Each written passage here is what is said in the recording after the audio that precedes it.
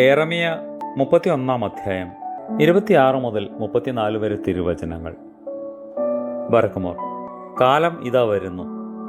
അപ്പോൾ ഞാൻ ഇസ്രായേൽ ഗൃഹത്തിലും യഹൂദ ഗൃഹത്തിലും മനുഷ്യരുടെയും മൃഗങ്ങളുടെയും വിത്ത് വിതയ്ക്കും. അവരെ നശിപ്പിച്ച് ഇടിച്ചു വീഴ്ത്തി മറിച്ചിട്ട് ഉന്മൂലനാശവും അനർത്ഥവും വരുത്തുവാൻ ഞാൻ ചിന്തിച്ചിരുന്നത് പോലെ തന്നെ അവരെ ഞാൻ ഓർക്കുവാനും അഭിവൃദ്ധി വരുത്തുവാനും നട്ടുവളർത്തുവാനും ഞാൻ നിശ്ചയിക്കും എന്ന് കർത്താവ് കൽപ്പിക്കുന്നു.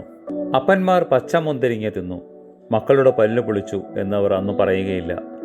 ഓരോരുവനും സ്വന്തം പാപങ്ങളാൽ അത്രേ മരിക്കുന്നത്. പച്ചമുന്തിരിങ്ങ തിന്നുന്നവൻ്റെ പല്ലാണ് പൊളിക്കുന്നത്. കർത്താവ് കൽപ്പിക്കുന്നു, ഇതാ കാലം വരുന്നു, ഞാൻ ഇസ്രായേൽ ഗൃഹത്തിനും യഹൂദ ഗൃഹത്തിനുമായി ഒരു നവമായ നിയമം നിശ്ചയിക്കും.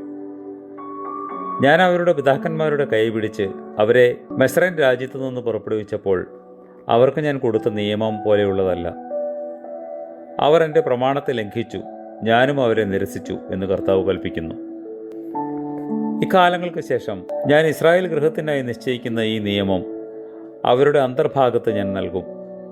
അവരുടെ ഹൃദയത്തിന്മേൽ ഞാൻ എഴുതും.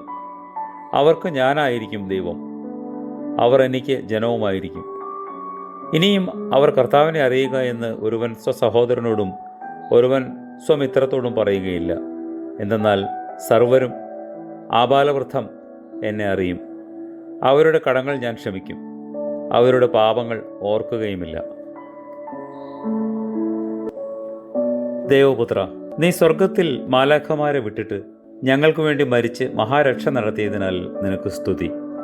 ആമേൻ.